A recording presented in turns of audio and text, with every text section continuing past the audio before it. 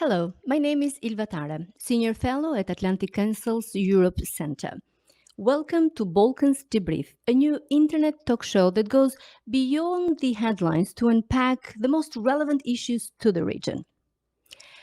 My guest today is Nikola Dimitrov, former Deputy Prime Minister and Foreign Minister of North Macedonia, and also one of the most passionate European advocates for European values in the entire Western Balkans. Nikola, thank you for joining us on Balkan Debrief. Thank you so much for having me. North Macedonia has been a candidate country for the EU membership since, for the audience, trust me, I'm not wrong, since 2005. It has been a long 17 years, and your country has made many sacrifices on the way in pursuit of the European dream, including most remarkably changing its own name. And yet the start of accession seems out of reach. In June, the European Council will meet to discuss enlargement more broadly, but will also focus in Western Balkans. What are your expectations for this meeting? Yes, thank you for this question. I sometimes say that North Macedonia as a country, we have become a professional candidate country, a veteran candidate country, 17 years, with the status, Association and Stabilization Agreement, one of the first to do it in the region, actually the first, even before Croatia. Croatia is a member since 2013, 9 years now, and we are still waiting to start the journey. So in many ways, the Macedonian case is an example of what could go wrong with the process of accession, with this very important EU policy of enlargement, sometimes praised as the most potent, impactful geopolitical tool that the EU has at its disposal.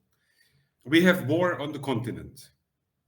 So I and many others, both in the region and on the continent, argue that we cannot really continue with business as usual, also in terms of enlargement. When there is an all-out attack against the European security order, it is wise, it makes sense to consolidate. What does this mean? This means take defense spending seriously, sanction the aggressor, Kremlin's, Putin's Russia, help the victim, the Ukrainians, but also consolidate a region that is entirely surrounded by member states, the region of the Western Balkans 6. This is a region that has been promised membership 22 years ago at the Zagreb summit, fully reiterated at the Thessaloniki summit in 2003. This is a region where not all pockets of uncertainty are closed. There's still some issues that we have to solve. And this is a region where Russia is in a way lurking, preying on unsolved issues, using existing grievances to fuel them, to create distractions, to create counter narratives. So consolidating the Western Balkans is in EU self-interest. It will make EU more secure. Second, if we cannot make a difference, if the EU cannot make a difference in the region of the Western Balkans with countries working towards membership for a number of years, this has ramifications on the new applicant countries, first and foremost Ukraine, but also Moldova and then Georgia. If we simply copy-paste the failing template of EU accession from the Western Balkans into this region, we will simply create more disillusionment and frustration. I say failing because at the moment the enlargement is bust. We don't have much to show in terms of results. There has been a stalemate for a number of years, even though the Commission came up with a strategy to increase the credibility of the policy. We have a new methodology initiated by French President Macron, but this is still not put really into action. So we have a process that finds it difficult to reward performers, to empower agents for change in the region. We have a process that hardly sanctions or speaks out or takes action against democratic backsliding. And this is at the heart of the process. If there is no conditionality, then the process is failing. And we have a process where individual member states, sometimes themselves with problematic portfolios in terms of EU values, um, impose individual vetoes that are entirely unrelated to what is this about: Europeanization, the Copenhagen criteria, the fundamental values of democracy, fighting corruption, rule of law, freedom of the media, etc. We will talk about that. I guess you mean Bulgaria in case of North Macedonia, which is still blocking the Yes. process. But I want to go back to my question. What is your expectation for the European Council summit in Yes. June? You say we have to be aware of this and increase defense and this. By we, what do you mean? Brussels or who? I say we because the citizens of the Balkans are also Europeans. We may not be part of the European Union, but we are definitely part of Europe's geography, of Europe's culture, history, and future. This is of concern for all of us Europeans. But of course, the EU, 27 countries on the continent, organized in a union, have the biggest part of the responsibility in terms of the response of the continent to this. We cannot take this for granted anymore. And this is a big watershed moment, I think, for European history and European future. Expectations from the June Council. I am part of a group of scholars and activists, and we are trying to argue and advocate for a change in the approach.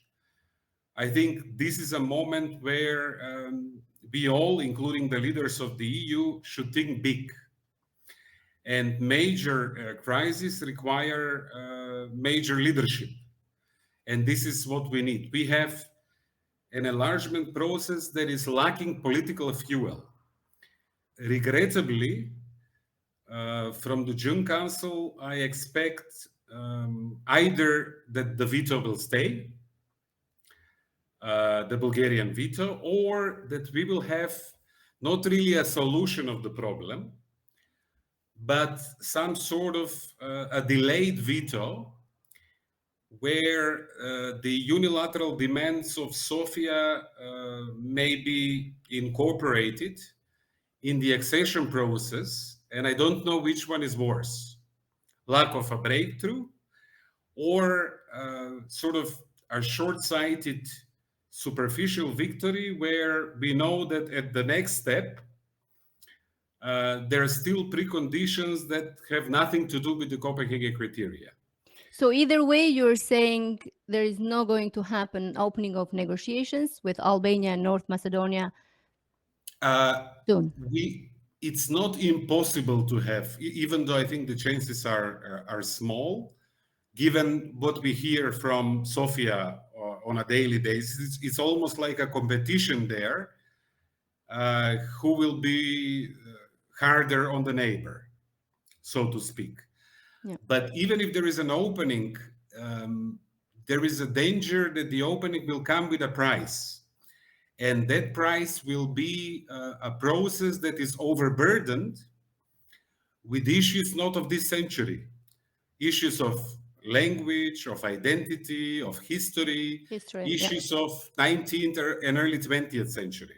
So this is what I mean when I say I don't know which one is worse, not Which really having scenarios, success or having a superficial success that essentially defeats the reason for this, which is take standards, take values, and make them ours. This is the goal of the accession process, right? To make our countries vibrant European democracies governed by the rule of law. Nikola, as you said earlier, a veteran of enlargement of the process and hoping to join the EU, what advice would you give to Ukrainians hoping for a breakthrough in the recent weeks regarding the European membership? First of all, to set this very bold and clear, I think the EU definitely should make a political decision to give Ukraine an accession perspective. The whole Ukrainian story is a European one. And today, Ukrainians fight and die for the European choice. Maidan, back in 2014, actually happened when Yanukovych decided not to go for the association agreement with the EU. So the whole story is about the European choice. And I think the EU leaders will have to live to the expectations that they created. The magnetism of the EU, in a way, inspired the Ukrainians. And it is now up to the EU to live up to the expectations that they created. Now, the advice from the region would be to manage expectations. Not everything that the EU says, the EU does. Not always they walk the talk. And whether Ukraine will be a vibrant democracy with a developed economy and governed by the rule of law will mostly be up to the Ukrainians, the politicians, the society, the business, the activists, etc. Now, the accession process will be helpful, but essentially a message with regrettably some caution, so that the big hope does not become a big disappointment. So if I understood it right, you're saying to Ukrainians, believe but control everything and ask for concrete things. Words doesn't mean much in the Brussels context. But let me talk about, let's say, a stance that they have gotten. Both French President Emmanuel Macron and the EU Council President Charles Michel have mentioned the importance of launching a new European political community. How do you see this proposal? Is it a constructive way to have the ball move forward to enlargement despite political difficulties within the European Union? Or is it being set up as an alternative to the EU enlargement? In your question, you have, I think, highlighted the core dilemma here. President Charles Michel was somewhat more detailed in his ideas, because before talking about a European geopolitical community, contrasted with President Macron's European political community, Charles Michel also talks about enlargement. And there are some good ideas presented, essentially saying the current model is binary. You're either all in or you're either all out. And the way the process is set up is essentially front-loading the work and meeting the conditions early, but keeping the benefits, the incentives, until after you join. And because we are talking about a number of years, this is problematic. So President Michel says we need to make it more flexible, more rewarding, and more gradual. You work and you align and have a good level of preparedness in a certain sector. Why shouldn't you be part of the talks around the EU table? Why shouldn't you get more access to EU funds? And I think this is definitely worth exploring, and it's a worthy addition to the debate, and I think it will work. The instinct to talk about a European political community probably is natural given the geopolitical moment. We talked about it. The European security order is under attack, and it makes sense for us to be together and to align policies on foreign affairs, on security, on defense. So this idea is worth exploring unless it excludes enlargement.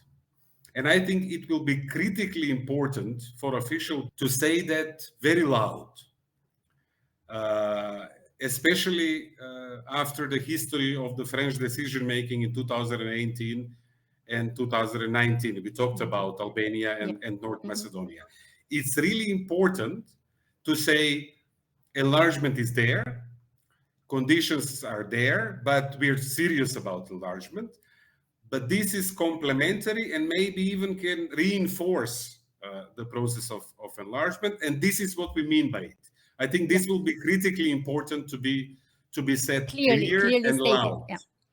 Proposals for a so-called staged accession have been floating around for years, but only in the recent week they're gaining traction in the European capitals, Paris and Berlin.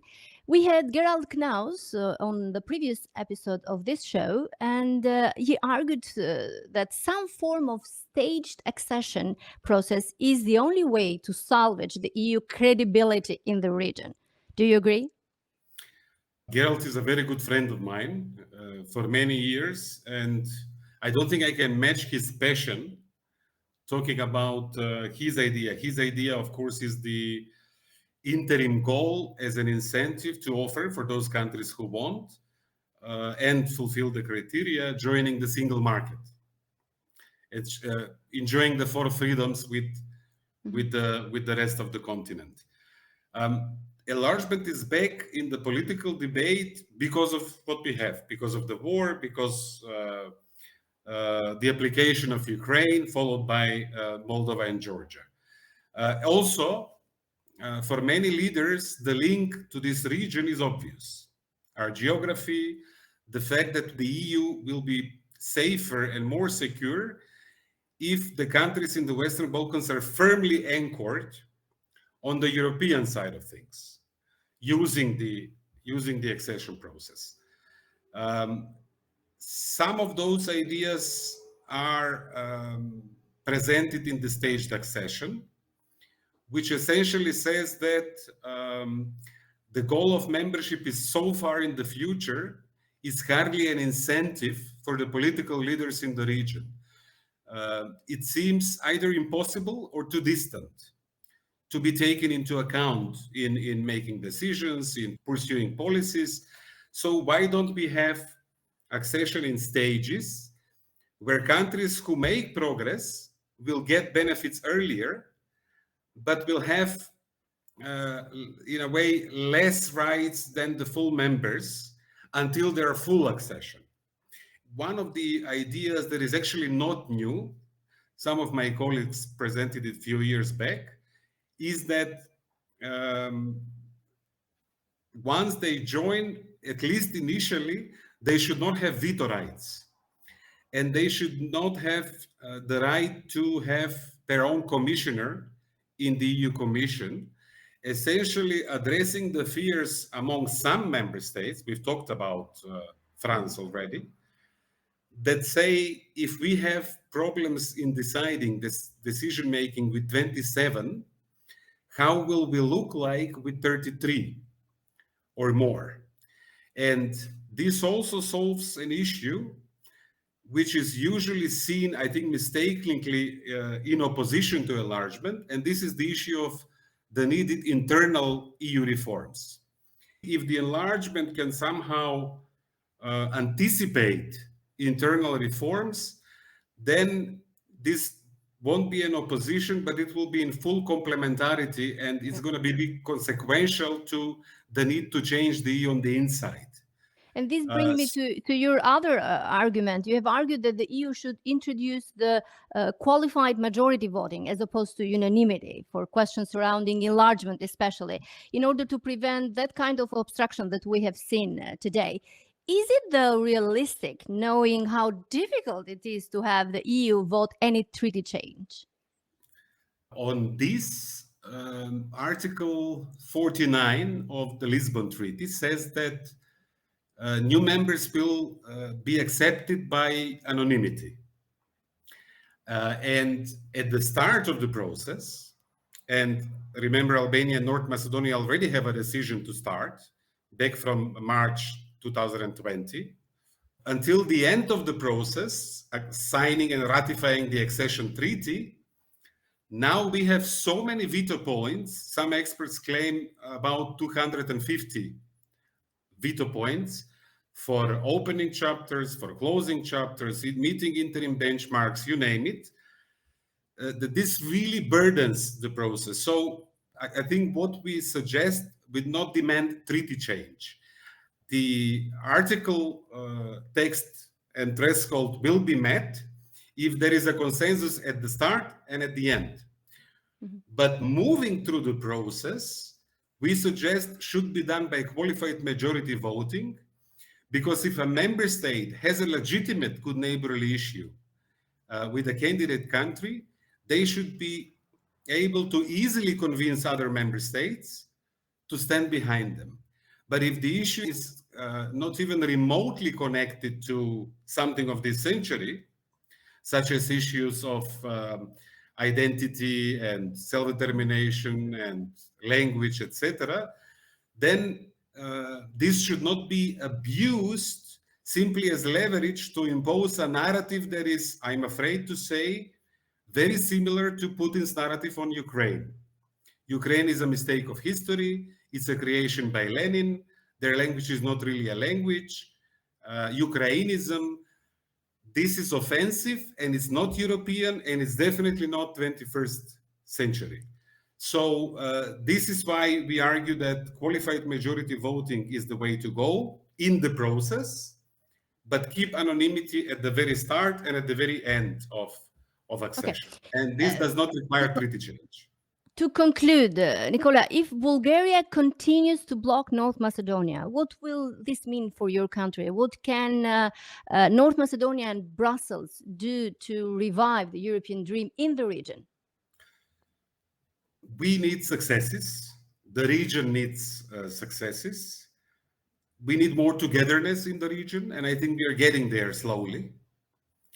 Our bilateral relations and friendship with Tirana, with Pristina, with Belgrade, with Athens are very strong. We have some issues with Sofia because the current Bulgarian policy is not a policy of an important European neighbor towards the Macedonian issue. So what we will do is, I think we need to say we are all for good neighborly relations, but please let's discuss issues of 21st century. And meanwhile, we're going to work on changing the country domestically. We're going to invest the bulk of the political and the social energy in reforms. And we will continue to try to convince you, our Bulgarian neighbors, that this is an investment in antagonism. Recent polls show that because of the veto done in a very inconsistent way, after we solved a quarter of a century name dispute with Greece, is so destructive that a huge majority of the Macedonian citizens, when they ask which is the biggest problem for the country, who is our enemy, they say Bulgaria. So in the long run, every day that the veto stays works against the Macedonian-Bulgarian friendship and the Macedonian-Bulgarian future that is now kept hostage. And it seriously undermines the credibility of the EU, the trust that this region has in what the EU says. Nikola Dimitrov, thank you for joining us in Balkan Debrief. Thank you so much for this opportunity. Thank you also for following us, and you can continue to follow us on Twitter at AC Europe, and also join this conversation by using #BalkansDebrief.